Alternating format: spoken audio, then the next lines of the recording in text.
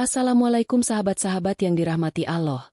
Hari ini saya akan menceritakan tentang viral rumah nenek di Solo ini dipenuhi uang, sekarang bagi-bagi miliaran ke warga desa. Namun sebelumnya saya sarankan untuk menuliskan sholawat Nabi Muhammad agar kelak sholawat ini menjadi saksi untuk mendapat syafaat di akhirat.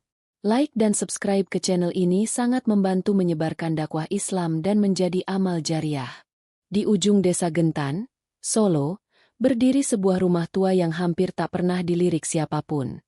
Dindingnya kusam, halaman depannya dipenuhi ilalang, dan pagar kayunya sudah lapuk. Di sanalah tinggal seorang nenek bernama Embok Sarminah. Usianya hampir 90 tahun, hidup sebatang kara, jarang terlihat keluar rumah.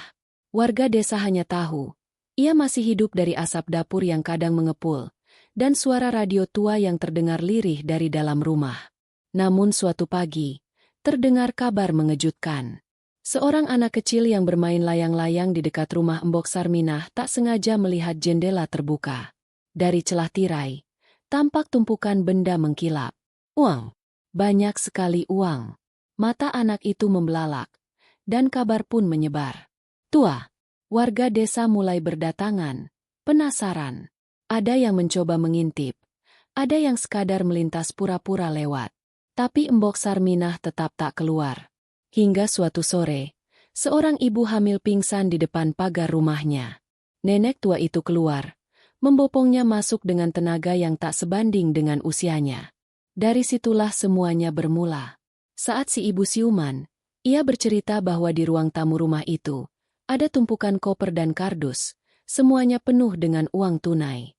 Pecahan 100 ribuan, tertata rapi. Bahkan ada yang masih tersegel. Warga mulai gaduh. Siapa Embok Sarminah sebenarnya? Beberapa orang mulai menelusuri masa lalu nenek itu. Ternyata, puluhan tahun lalu, Embok Sarminah pernah jadi juru masak di rumah seorang pengusaha besar di Jakarta. Setelah sang pengusaha wafat tanpa ahli waris, Embok Sarminah menghilang. Tak ada yang tahu kemana ia pergi. Hingga muncul kembali di Solo, membeli rumah tua secara tunai, dan hidup sederhana. Tetapi dari mana datangnya uang miliaran itu? Tidak ada yang tahu pasti. Beberapa menduga dia menyimpan harta peninggalan majikannya. Yang lain curiga ia memenangkan undian besar dan menyembunyikan kekayaannya diam-diam. Namun yang paling mengejutkan adalah keputusannya. Pada suatu malam Jumat, terdengar pengumuman dari pengeras suara musola. Suara nenek Sarminah yang gemetar namun tegas, mengajak warga desa berkumpul di halaman rumahnya keesokan pagi. Tak ada yang menyangka, hari itu halaman rumah nenek dipenuhi warga. Di atas tikar lusuh, Embok Sarminah duduk bersama 5 orang pemuda desa yang ia tunjuk sebagai saksi dan pencatat. Di hadapan semua orang, ia membuka satu koper. Uang di dalamnya terlipat rapi, segar, dan baru. Ini bukan milikku. Ini titipan. Dan sekarang waktunya aku bagikan, ucapnya lirih, disambut hening yang menggantung. Embok Sarminah mulai membacakan nama-nama warga yang akan menerima bantuan. Ibu janda dengan 4 anak, petani yang gagal panen berturut-turut, pemuda yatim piatu yang tak bisa lanjut sekolah. Masing-masing menerima sejumlah uang yang membuat mereka menangis bersujud. Warga yang menyaksikan, tak lagi bersuara. Mereka tak iri, justru terharu. Tak percaya ada manusia seperti Embok Sarminah, yang begitu dermawan, padahal hidupnya sendiri sangat sederhana. Setiap hari selama sepekan, ia membuka satu koper, lalu membagikan isinya kepada warga yang membutuhkan. Uang itu seolah tak habis-habis. Di balik keajaiban itu, muncul pula kejadian ganjil.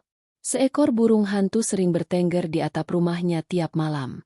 Angin berdesir aneh setiap pukul 2 dini hari, dan beberapa orang mengaku melihat cahaya samar dari dalam tanah di belakang rumahnya. Ada yang mulai bertanya, apakah uang itu benar-benar dari manusia? Seorang kiai kampung datang dan menemui Embok Sarminah. Mereka berbicara lama, tertutup. Malam itu, kiai mengimami sholat di rumah nenek, dan terdengar suara tangisan panjang dari dalam. Sejak itu, Embok Sarminah tidak lagi terlihat. Beberapa hari kemudian, warga menemukan surat di depan rumahnya. Ditulis tangan, dengan huruf besar-besar yang gemetar. Isinya jelas. Embok Sarminah telah pergi, tapi ia meninggalkan seluruh isi rumah itu untuk desa. Di dalamnya masih ada 3 koper penuh uang, yang diminta dibagikan secara adil untuk kemakmuran bersama. Warga desa membentuk panitia, membangun balai warga, memperbaiki musola, dan memberi beasiswa untuk anak-anak miskin.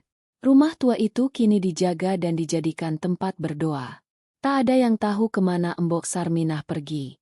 Namun namanya dikenang, bukan karena uangnya, tapi karena hatinya yang seperti laut, dalam, luas, dan membawa kehidupan bagi banyak orang. Hikmah cerita. Dari kisah, Nenek Pembawa Rezeki dari Solo, kita belajar bahwa kebaikan yang tulus akan selalu menemukan jalannya untuk memberi manfaat bagi banyak orang.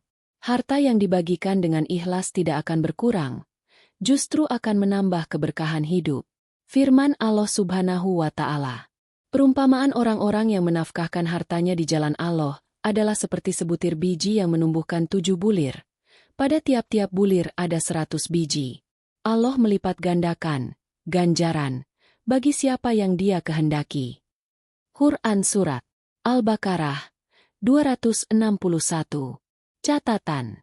Cerita ini adalah fiktif dan dibuat seolah nyata semata-mata untuk diambil hikmahnya. Semoga menjadi pengingat bahwa kebaikan dan keikhlasan selalu memiliki tempat yang mulia di sisi Allah. Terima kasih sudah menonton dan mendengarkan cerita ini. Kalau kamu suka dengan kisahnya, jangan lupa komentar, like, dan subscribe untuk mendukung hadirnya cerita-cerita penuh makna lainnya. Semoga Allah berkahi hidup kita semua. Amin.